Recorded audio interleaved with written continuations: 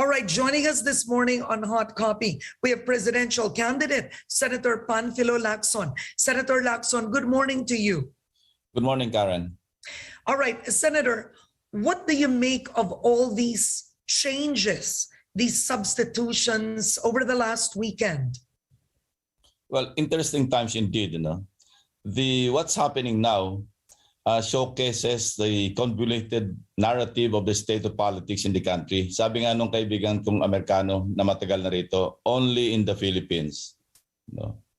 Medyo magulo, but interesting times. Let's take it one at a time, and let's see what happens today.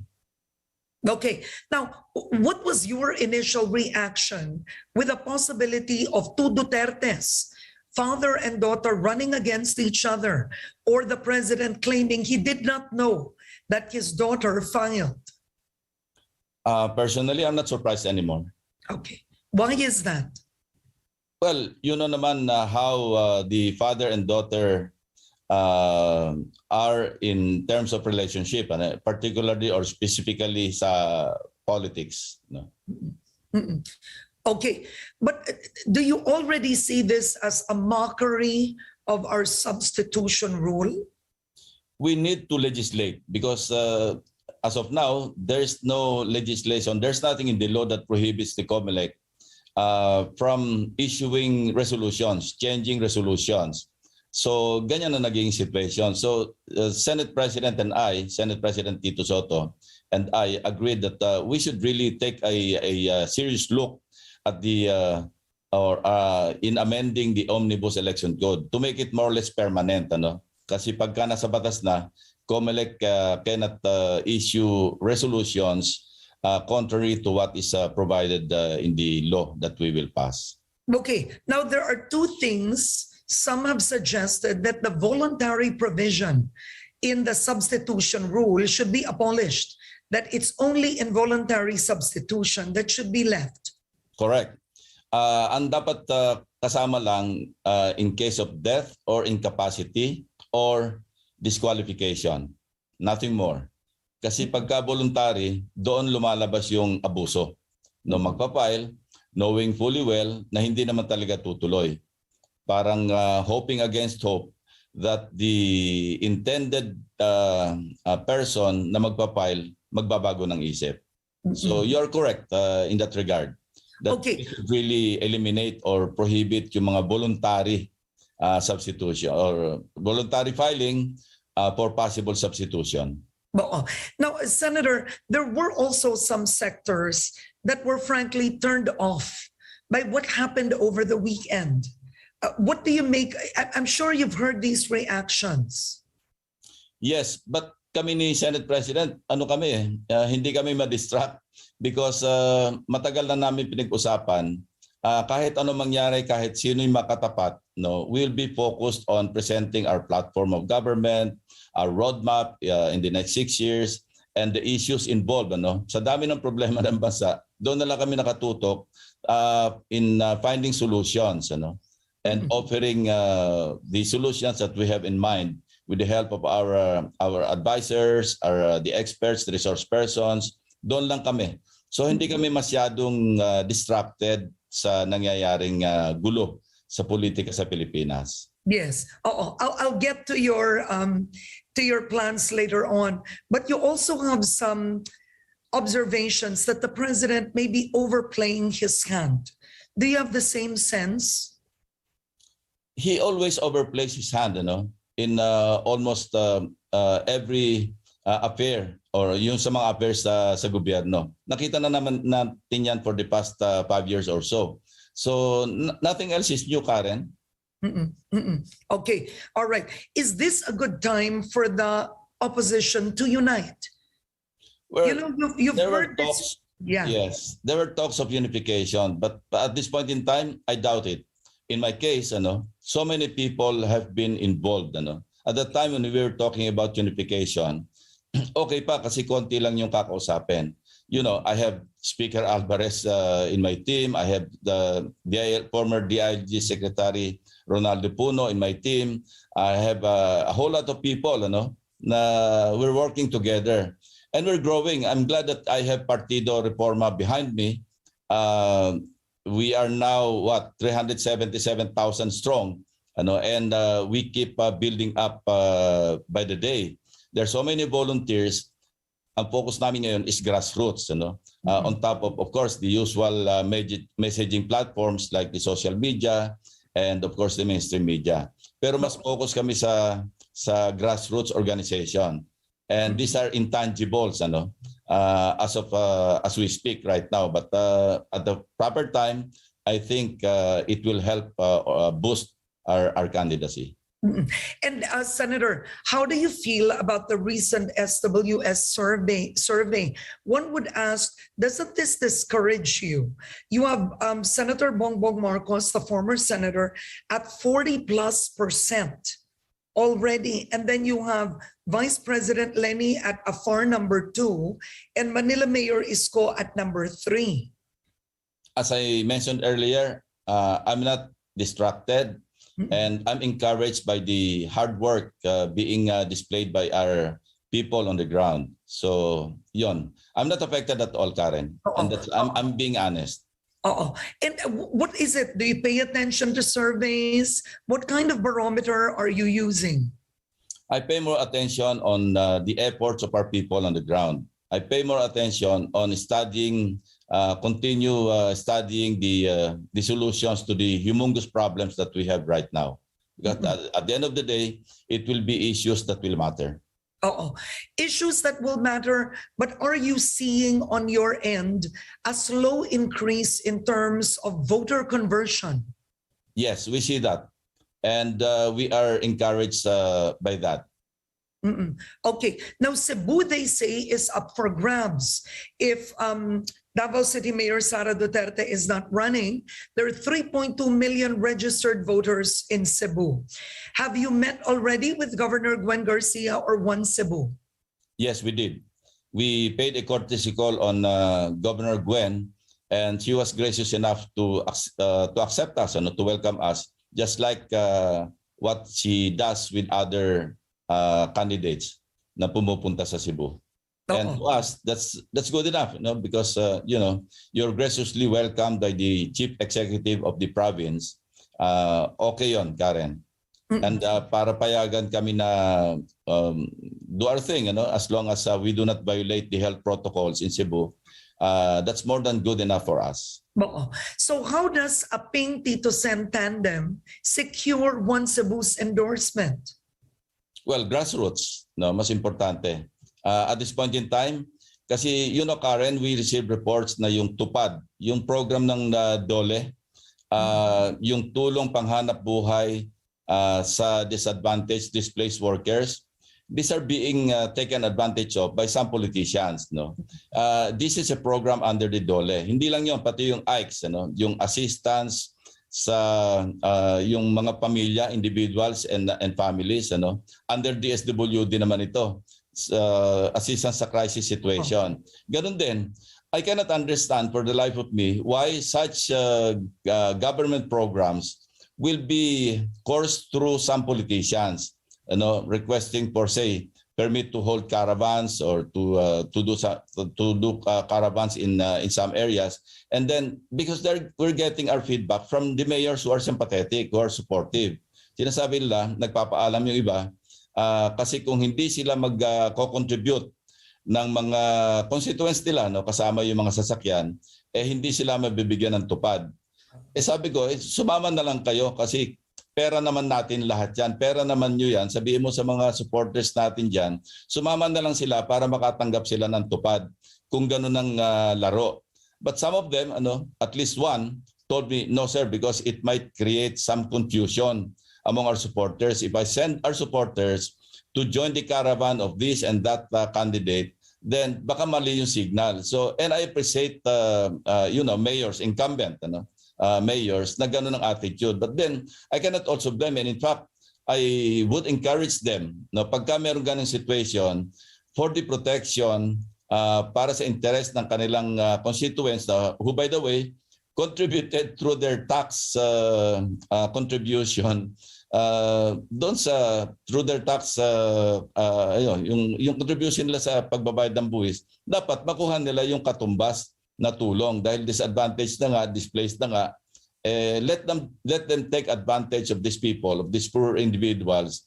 But wala tayong magagawa. This is part of the game. Yeah. So let's just shrug our shoulders and observe, and let's see what happens next. But another issue you brought up as being part of the game, in effect, well, these ping Lacson Tito send masks, you've called out the traffic enforcers in Manila. Has that been settled? Pwede na bang pag nakaping Lacson mask sa Manila? Hindi ko alam. Those are petty issues. Yeah. Sinabi ko nga when I interpolated sa budget ng DILG, nagkataon, this happened last Thursday. And I took advantage, Senate President Tito Sotto and I took advantage of the presence of the DILG Secretary and then Chief PNP Eliasar who were present physically.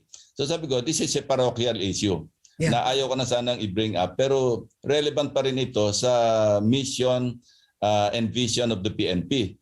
And they're kind enough to say that they will look into the matter and investigate properly. That's why I was surprised do sa reaction ni with all due respect kay Mayor Isko. Sabi niya hindi ako chismoso. The least that I would want to hear from him, well, let's look into this because this is wrong. At kung totoo, dapat papanagutin yung mga gumagawa nito. That was the least that I expected from a gentleman like Isko Moreno, because I've talked to him and he seemed nice. He seemed gentlemanly and so forth and so on. So I was surprised by the reaction when he was interviewed. I think this was in Laguna the day after noong interpellation ko sa budget ng DILG. Ganon ang naging reaction. So natawa na lang ako, bakit ganon ang naging reaction ni Mayor Isko? Okay. Now, I'm curious. I asked you about the opposition uniting. Senator Lacson, at the end of the day, some say that you have the Marcos Duterte base that remains solid, regardless of whatever position the members of that group decide to run. They remain solid, although we know there are cracks within that particular group itself. But then you do have the opposition. There's 4 of you. There's yourself, Vice President Robredo, Mayor Isko, and also Senator Bani. So, there are talks of just such a divided vote among your end as well. We may be speaking too soon when we say it's solid. As you said, and rightly so, meron din mga cracks. And as we observe the administration, sabihin na nating administration identified candidates, di ba? Hindi naman talaga ganun kasolid because we were expecting or we were anticipating that the administration will put up a solid team, a solid tandem. Alam mo, I heard because this was narrated to me by Speaker Alvarez, who is very close to Secretary Cusi. They remain as very good friends even as we speak, even in the middle of this gulo-gulo sa politika. Sabi, nabanggit sa kanya minsan ni Alcusi, sabi niya, Nyor ang tawag niya kay Speaker Bebot. Sabi niya, alam mo ang worry namin, baka we might end up na yung administration, wala kaming kandidato. So, kaya hindi ako na-surprise talaga sa nangyayari ngayon mga developments because of those, initial information that we were getting. From within because direct naman yung pakikipag-usap ni Speaker Bebot kay Alcusi because matalag sila magkaibigan. Yun ang unang in-express. So hindi na kami nagulat sa nangyayari, Karen, actually. So hindi ka na nagulat, and I wanted to ask you, being a legislator, former Senator Bongbong Marcos faces a disqualification case with the COMELEC, and there are more civil society groups that are filing their petitions. Would you consider failure to file an ITR a crime that involves moral turpitude? I'd rather not comment on that, Karen. Napag-usapan din namin ni SP Tito ni Tito Sen, na pagka involving issues, hounding the other candidates, we will not comment. We'll just focus on how we will present ourselves. Okay. All right. What about debates? Media has changed. You do have candidates that refuse to be interviewed by mainstream media, using social media instead to tell their own narratives. Do you believe it's time that debates be made? It's either a condition for a presidential and vice presidential candidate? Well, it is to the gain or loss of the presidential candidate to attend or not to attend the debates. Ako, Karen, I've already attended. Yung first presidential forum sponsored by Phoenix, yung Signal, Manila Times, and I think another entity, yung Federation of Filipino-Chinese Chambers of Commerce and Industry Incorporated. Sila nag-sponsor. Ako yung unang umuo. And I attended. I presented my platform, kung ano yung mga plano. And then they told me they also invited the others. They are supposed to hold it every Saturday. And I think 2 Saturdays ago ako nag-present ng aking sarili sa Phoenix. Sabi nila, I hope the others will follow suit. I don't know. That's their call. I also attended the forum organized by AmCham. Ganon din, nag-present. Ako, ready ako, Karen, because nag-aral kami ni SP. Alam namin yung problema. Pinag-aralan na namin yung mga solusyon. So we're ready to face any forum or any candidate for that matter to present our platform and plans, moving forward. But should it be made obligatory? Should it be? We cannot demand. We cannot make it obligatory. It should be encouraged. As a matter of fact, I heard that the COMELEC will sponsor at least 3 presidential and another 3 vice presidential debates starting in January, and that's good because that's how people should know their candidates. How they will address questions unprepared. Kasi mahirap din yung parang scripted. Madali lang yun eh. Pero pagka yung nandyan, I used to watch you ask questions the candidates in 2016. Yeah. And sabi ko, ito mukhang dapat talaga paghandaan ito because these are unexpected questions na testing the capability, the competence, experience, and so forth and so on of each and every candidate. Of course, the final judge will be the people. After the debate, alam mo sa Amerika, ang ganda ng sistema nila.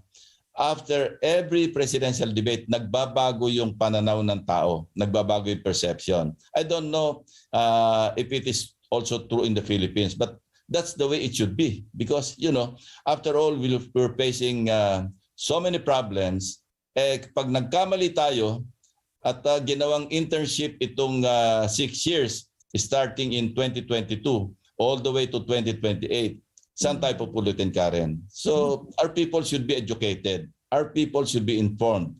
And they should really have yung wise and informed choice on who should lead them in the next 6 years. That's very important. You and I agree na tayo lahat affected. But I'm curious, you talk about wisdom and choices. And you did say before na sana ang kampanya hindi lang sa TikTok or pasayaw-sayaw sa TikTok, but there are candidates that have so many fan accounts on TikTok. Where do you stand on something like this with your own campaign? Well, what we can do is to educate our people, na hindi masosolve ng TikTok ang problema ng bansa. Ang makakasolve ng problema ng bansa, yung pinapresent namin dalawa, pardon me Karen, kasama na yung kampanya rito. Yung pinapresent namin KKK, kakayahan, katapatan, katapangan. Hindi po pwedeng puro entertainment politics tayo. Kasi pag dyan tayo napunta, that's the reason why I said, very important that we should educate our electorate. Kasi pagka hindi educated yung electorate, mababaw kung sino lang yung, alam mo, nakapag-distribute ng hindi naman nila pera. Pera ng programa ng gobyerno na nanggaling sa buwis. At yun ang titignan nilang batayan para piliin ang kanilang kandidato. Sa kanila rin ang balik. Alam mo, isang kamalian sa culture of politics natin, yung culture of mendicancy. Pardon me, I'm just being frank, hindi ito attack against some people, especially in the countryside, Pero we should at least wake up to the reality na yung matanggap mong halimbawang 10,000, 5,000, 1,000, good for 1 day, 1 week, or 1 month. Pero ang balik sa iyo niyan, 6 years, mamili ka. Ano yung hirap ba ng buhay ng 6 years o yung ginawa ng buhay mo ng isang araw ang pagpipilian mo? I think the choice is clear. But then, these are desperate times. And we cannot blame also our people na tanggapin at i-appreciate nila yung ganong gesture ng mga kandidato. But then they should really think more deeply about the future of our country. That's all I can say, Karen. Okay, so 2 things on gesture of candidates. There's been already discussions on Senator Manny Pacquiao handing out 1,000 pesos to people wherever he goes. And sabi ni Senator Manny, mas buti pang mabigay ako kesa magnakaw. But you already have people saying it's a form of vote buying too. What do you make of that? There's no vote buying at this point in time, Karen. Kasi wala pa namang campaign period. Ngayon, pag February 9, baka ibang usapan yon. I heard the COMELEC spokesperson James Jimenez articulated on this issue. Ang sinabi niya, wala tayong masasabi pa maski naglalaki kami ni Senate President, naglalaki yung mga billboards. Pero pagdating ng February 9, we will all be regulated by COMELEC issuances and resolutions. But as of now, wala kasi hindi pa naman talaga officially nag-start yung campaign period. So, tama naman si Senator Manny, pera naman niya yung pinamimigay niya. But ako, somehow, a part of me, parang nakikisimpatya sa kanya because, alam mo, hindi naman infinite yung income ni Senator Pacquiao. As a matter of fact, he has just announced his retirement from boxing. And wala naman tayong pakialam dahil pera niya yon. So kung gano'n ang kanyang pamamaraan para makiramay sa tao, well, we should appreciate it also because marami siya natutulungan. Ang masama, yung hindi mo pera, tama siya, ninakaw mo o hindi mo pera, tapos pinamumudmud mo. Pero tama rin yun kasi Robin Hood, steal from the rich. Ang problema, they're not stealing from the rich, they're stealing from the poor and redistributing the money from some of the poor. So hindi talaga Robin Hood. So ang tanong ko, when you have politicians or candidates saying, kung inoffer kayo, take the money and vote according to your conscience. You have Vice President Leni Robredo who recently said that, and years back, even former Senator Bongbong Marcos, and many others have said that. Do you agree with that? Not during the campaign period. Sa ngayon, lahat libre naman eh. So what's the difference between now, between Senator Manny, for example, distributing part of his, yung kanyang kinita sa boxing, na maayos naman yung pamamaraan, at saka yung namimigay siya years ago. Dati naman yung ginagawa yun. Ang mga tao lang, they should see through the gestures of politicians. Kung biglang namigay, dahil kakandidato, ibang usapan yon. And I think ito yung part ng education natin sa ating electorate, na dapat maging discerning na kung unusual yung ginagawa ng isang kakandidato, pagkatapos na ma-elect yan, kakalimutan kayo niyan. Yan ang problema. In fairness to Senator Manny, he's been doing that. Alam mo, nung napunta siya sa Senate, maraming natuwa dito, yung mga elevator girls, yung aming mga janitors, maraming natuwa kasi nandiyan si Senator Manny. And this was years ago, So ako, hindi issue sa akin kung namimigay si Senator Manny. Pero ibang usapan, pag yung campaign period, namimigay ka ng pera, may vote buying aspect na yon. So when Vice President Leni Robredo said, take the money and then vote according to your conscience, do you see some reason in that? Well, sa akin, diskarte niyan parang sa tingin ko naman parang mali. Tinuturoan natin yung mga tao to take advantage. And alam naman natin yung ugali natin mga Pilipino. Malalim sa atin yung utang na loob. Dahil kultura natin yan di ba? That's one trait na minana natin sa ating mga forefathers.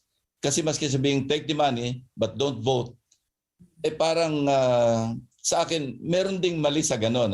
Sa akin naman siguro, pag-aralang mabuti ng mga botante natin, yung kilitisin nila mabuti, doon na lang tayo. Huwag na natin pag-usapan yung tungkol sa take the money and then afterwards vote according to your conscience. I think nakakuha ni Vice President Robredo yan sa, di ba yung mga pare, gano'n ang sinasabi na take the money. Of course, kanya-kanyang pananaw. But I'd rather not, belabor the issue. Okay, before we talk about the budget, we're going to go into a quick break. I wanted to ask you General Eleazar, former PNP chief, joining your Senate slate. So who is in the final slate at this point? Well, sa Partido Reforma, we have three. Dr. Minguita Padilla, si Congressman Monsur del Rosario, and General Guillermo Alyazar. Yung NPC, nandiyan sina former Senator Chis Escudero, Loren Legarda, si Sherwin Gatchalian is also with NPC. Of course, Herbert Bautista, Manny Piñol, yan yung mga NPC because si Senate President is chairman of the NPC, I'm chairman of the Partido Reforma. So meron kami mga incumbent senators na mga kaibigan namin. So we asked them or they asked us if they can be adopted. Sabi namin, of course, because we also want you to win. There's Mig Subiri, there's Joel Villanueva.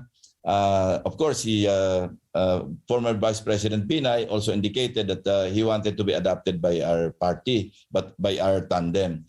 So, yun ang aming line-up. If I miss anyone, I'm sorry, but yun ang top of mind na sinabi ko ngayon.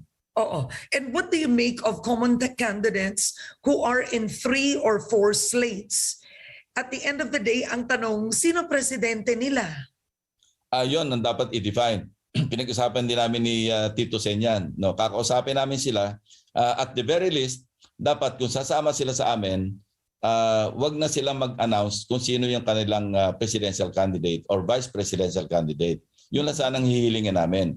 Kasi awkward naman siguro, nakasama namin sila sa entablado.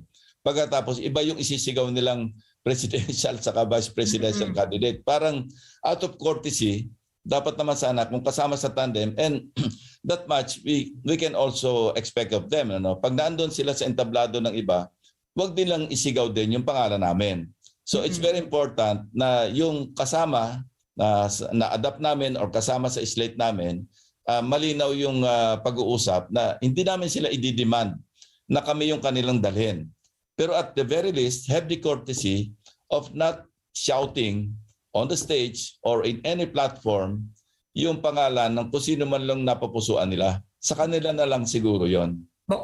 Pero ito ang tanong nga, Senator, isn't this also bastardizing the common candidates? I mean, of course, it's been a practice for a long time.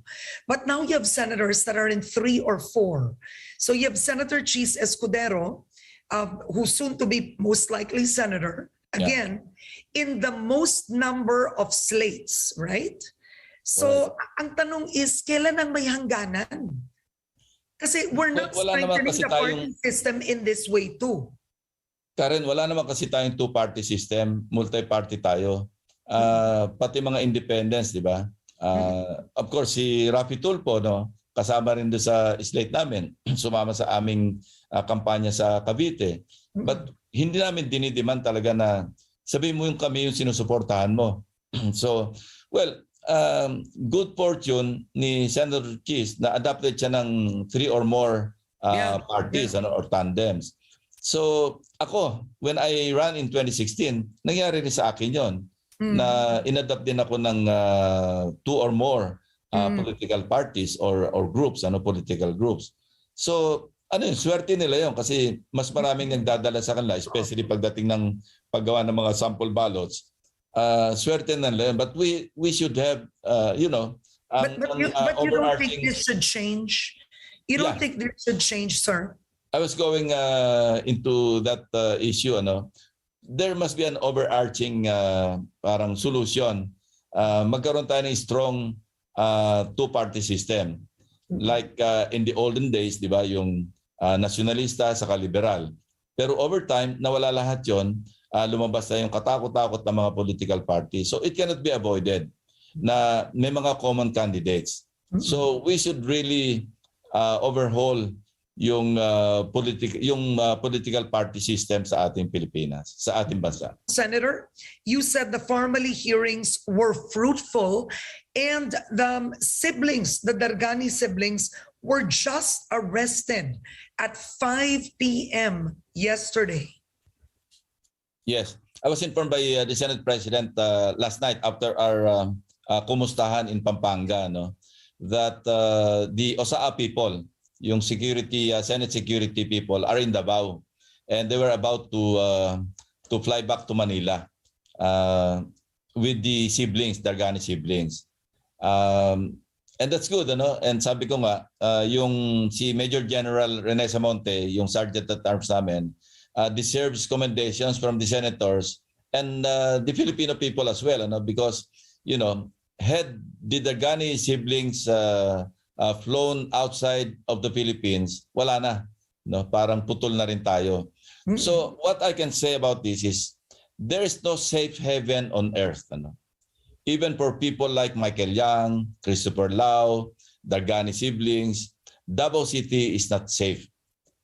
Wag nilang they should stop thinking na hindi sila pwedeng magalaw doon. No? As a matter of fact, as was proven last night or late afternoon yesterday, they're now in the Senate premises and they will be forced, no? Sabihin natin, gamit natin yung word na forced to attend the November 25 Blue Ribbon Committee hearing.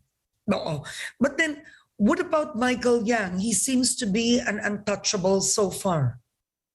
Well, so far, you said it right, so far. But you know, our people here in the Senate are not sleeping on their job. No? Of course, he'll be more careful this time after the arrest of the Dargani siblings, and so is Christopher Lau, because both of them have already been cited in contempt of the Senate, of the committee, and have warrants of arrest against their persons. No. What do you make of former police officer Sotto coming out of the blue? That's also been questioned. Who would be behind him? What do you make of his testimony?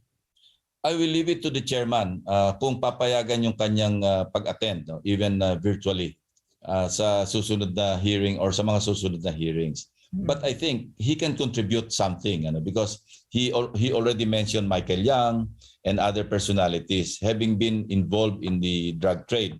And we want to find out from him directly, no, under questioning by senators, the members of the committee, kung ano yung, so we can assess kung totoo ba sinasabi niya or may exaggeration or hindi totoo. I also had the chance of meeting Sotto before he became scarce, because he came to my office. Ang naging problema lamang, the initial encounter that I had with him, he did not disclose everything. So I had my doubts because the second time around that he wanted to talk to me, I did not anymore face him because ang sabi ko sa kanya, we both came from the PNP. And the fact that he came forward to see me, I was expecting that wala siyang itatago. Pero kung half-truth lang yung ibibigay niya sa akin, forget it. Because alam mo, you know me, Karen, when I ask questions, I make sure talaga na hawak ko lahat yung data before I ask. Mahirap na mapasubo Because if you're taken for a ride, ikaw ang mapapahiya. So ako, I'm always known even by my colleagues for that na before I venture into something, I have the complete dossiers. I have the complete information. In fact, when I ask questions, I make sure that I know the answer already. Okay, just very quickly, you don't have suspicions on who's behind him? Right now, who's behind him to what? To disclose or to offer himself? Suddenly, I do not know. I do not know. Okay. Wala akong knowledge kung sino yung nagtutulak sa kanya to come forward.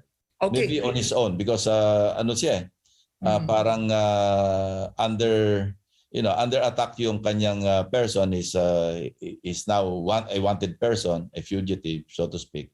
Mm-mm. Okay. Now, the president's landmark campaign promise was the drug war. And yet, just recently, there was a drug raid at a party in Davao City. Do you find that quite ironic? Yeah, that's ironic. Talagang mahirap i-reconcile, no, the platform na nagpanalo sa kanya, at for the past 5 years ito yung kanyang laging advocacy. Tapos the irony of it all, it's a paradox na yung raid ng PIDEA nangyari mismo do sa area nila. And what does that show about the drug war, Senator, for you? What does that reveal? Well, I will just mention what the President said in his last SONA, last July. Di ba sabi niya, akala ko ganun lang kasimple ang pagsugpo sa illegal na droga. I was mistaken. Ang sabi niya, I thought parang Davao City lang. So, hindi na sa akin manggagaling, Karen. Malinaw naman yung interpretation kasi he said it as plainly as he could. No? Sinabi niya, in effect, in so many words, na mali yung kanyang assumption. No?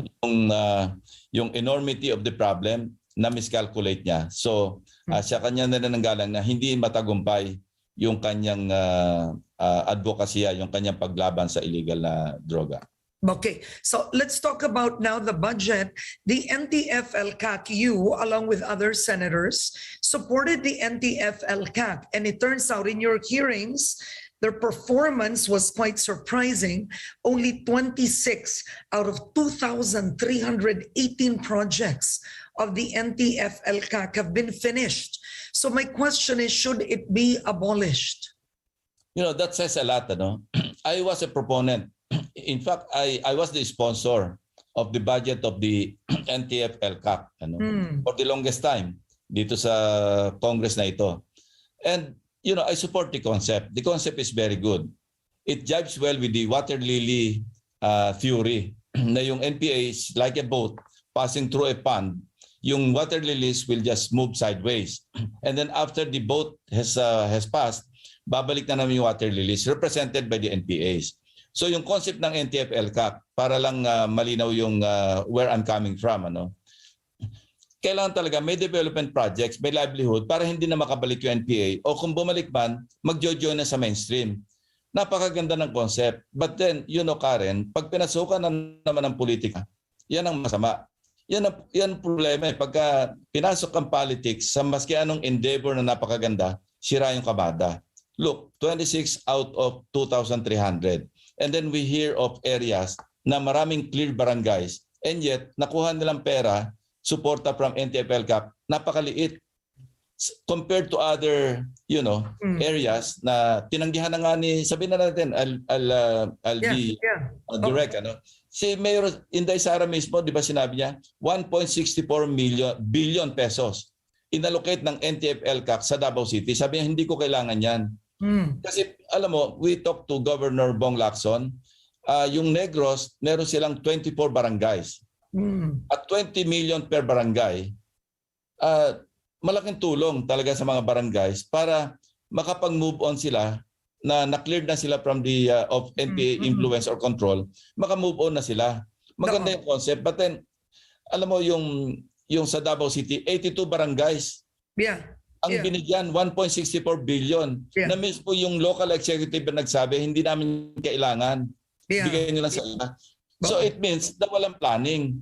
So it says Is it walang planning or ginagamit na sa politika at sa eleksyon? Both. Wala nang planning kasi inisip nila, gamitin lang natin sa politika ito. Ba't ka pa magpaplano kung pampolitika lamang? And then we heard the PNP na nagpo-form nitong global something. This is a political group. And then, ang ginagamit nila yung pondo ng NTF-LCAC because, Karen, yung 28 billion na for 2022 na kinat ng Senate to 4 billion, it's not actually 28 billion because there's 2 billion more na nakapark sa iba't ibang agencies like the SWD, DILG. Ito yung pang-provide daw ng support services sa NTF-LCAC. So it's actually 30 billion. Hindi 28. So I asked Senator Angara, sponsor of the budget. Yeah. Well, kung binawasan natin ng 4 billion pesos from 28 billion yung NTF-ELCAC. Ang naiwan na lang 4. Yan ang No, ngayon. pero pang 2 billion nga eh. So sabi ko, anong gagawin natin sa 2 billion na pang support services? Kasi kung gagawin natin proportionate, 7% lang naman yung 2 billion ng 28 billion. So di ba it's logical for us to also slash yung 2 billion to something like representative of the 7% of the 4 billion. So does it make sense? So sabi naman ni Senator Angara, pag-aralan. Kasi kung nandiyan pa rin, may nakapark na, say sa DILG, may nakapark na 1.194 billion pesos. Support services ka lamang, ang susuportahan mo nasa 4 billion na lamang. So di ba logical na bawasan na rin natin yung support services kasi baka kung saan na naman gamitin. So to simplify, just quickly, Senator Ping, so the public will understand, for 2022, given that you want a COVID responsive budget, do you think the NTF-ELCAC with its performance should be first given zero budget for 2022? Not zero, but streamline natin. Kasi maganda nga yung concept. I fully support the concept. Ano? Kasi, so you don't believe it should be abolished? You don't believe it should be abolished? It should be abolished. No? It should be streamlined and monitored more closely and make them accountable criminally and administratively. Those responsible for the wrong implementation and even misuse of the NTF-ELCAC fund should be made accountable. Pero to totally abolish it. Ano? But of course, meron nga tayong COVID-19 pandemic pang ina-attendan. And we should also, that's another matter, Karen, ano? Yung Universal Healthcare Act natin, pinas natin to 3 years ago. And after 3 General Appropriations Laws na naipasa namin, nandun pa rin tayo sa low cost. Alam mo yung low cost, that's 141 billion yung allocation. For 2022, 3 years after, billion. Short pa rin ito para makatawid tayo sa medium cost. Fast forward, ang high cost, it would address all barangays. Ano? Ma-address na yung lahat ng problema. One hospital bed per 800 population. Ganun ang ratio dapat. Bakit hindi natin binigyan ng priority? Nasa pandemic tayo. So wrong sense of priorities, Karen. So that's how you would describe the budget? Because I asked Senator Sonny, he says it's mistargeted, not naman mispriorities, but would you describe it as wrong priorities? I agree with Senator Angara, no? And I'm glad, since he is the chairman of the Finance Committee, we will stand foursquare behind the chairman, our chairman, in this regard. Na hindi pa tayo graduate sa pandemic, unahin natin itong pandemic. You know, while we are opening up. Pero while we open up our economy, kasi we're losing 20.5 billion a day. Ito yung estimate ng NEDA, no? Pagka nag-lockdown. And we cannot afford anymore. But the health protocols, pero ang talagang sikreto, according to health experts, vaccination, vaccination, vaccination. Okay, my last question, we don't have enough time, but here's a question from a viewer. The viewer's asking, can you please ask Senator Ping Lacson, what's his stand with Senator Laila De Lima, his colleague? Did this administration target her? Well, it's already in the courts, you know? And I think the court should decide. And I can only urge the court to speedily dispose of yung case or cases ni Senator De Lima, in fairness to her. Everybody is entitled to speedy trial. Okay, you know what? You were once a police, you were once the PNP chief, and during the campaign, Mayor Duterte admitted to killing, I think, 2 or 3 people. He said that in several interviews. Nakapatay na po ba kayo ng tao, Senator? In self-defense and in the performance of our duties as law enforcement officers, yes. Okay, but then are you seeing that there's this present situation of empowering the police has also turned abusive towards ordinary Filipinos? Yes, we saw that during our hearings, ano, yung sa public order hearings. Di ba ang nangyari, yung first impact noong high-profile drug war, we witnessed, we had resource persons who testified na yung inuna ng mga ibang, yung mga scalawags na pulis, yung mga runners nila before President Duterte took over because they might tell on them. So there's this couple in father and mother from Antipolo. Sinabi nila, yung pumatay sa anak namin, ito yung nagpapabenta sa anak namin ng droga. Ito yung recycled. So mali, it started on the wrong foot, because when you tolerate something like that, it grows bigger and the problem becomes more serious. So dapat nip in the bud. Kung mayroong ganon, make them answerable. Okay, just very quickly, but we don't have ng present administration. It started on the wrong foot. Started on the wrong foot. And very quickly, how then do you handle feedback from some netizens when they say, when you criticize the police force today, but during your time, you were also accused of Kuratong Balele? So they were saying it's very similar. How do you respond to that, Senator? Karen, yung Kuratong Baleleng, it passed through separate or different trials. Na-dismiss ng 3 times yan. At least 3 times na-dismiss. Pero alam mo, ito unfair sa amin because we were drowned in this propaganda war na talagang we were judged sa public opinion, guilty na kami. Hindi man lang inisip na meron tayong mga korte na nagde-decide. And we were acquitted not only once, not only twice, but 3 times. Pero it kept coming back. Yeah. So I think it's unfair to me and to those people because Karen, nakalimutan na ba natin na during those times 2-3 times a week merong na-hold up na bangko, pagkatapos may napapatay na mga tellers, may napapatay na security guard. You know what struck me the most when I was watching TV Patrol at the time? There was this labandera, poor mother. Ang sabi niya, ang hinagpis niya, pinag-aral ko yung anak ko, nakatapos ng nurse, ngayon pa lang siya makakatulong sa akin. Anong kasalanan nila? Malapit lang sa bangko. I think this was Banco de Oro in Center Point. Collateral damage. Napatay. Sabi niya, umiiyak. Alam mo, that struck me the most. I almost cried with her just watching her on TV. And I said, what kind of animals are these people? Wala namang kasalanan. Ang malungkot talaga, alam mo, pinag-aral ng ilang taon. Pinaglakantera niya pagkatapos mapapatay ng ganon. Yun na nakalimutan ng mga kababayan natin. Ang naisip niya, si Lacson at yung mga kasamahan niya na pumatay doon sa Kuratong Baleleng, hindi naisip ano ba yung circumstances that led to the killing of the Kuratong Baleleng gang and what those people did, yung atrocities that they committed. Nakalimutan na lahat yun, Karen eh. Okay, so if you win as president, will you be iron-fisted when it comes to peace and order? Against criminals, notorious criminals, yes. But in accordance with the rule of law. All right. We will always observe the rule of law.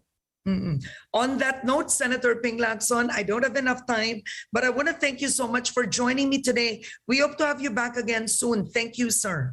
Thank you, Karen. Don't migrate yet. Thank you. All right. That's Senator Ping Lacson, presidential aspirant for 2022.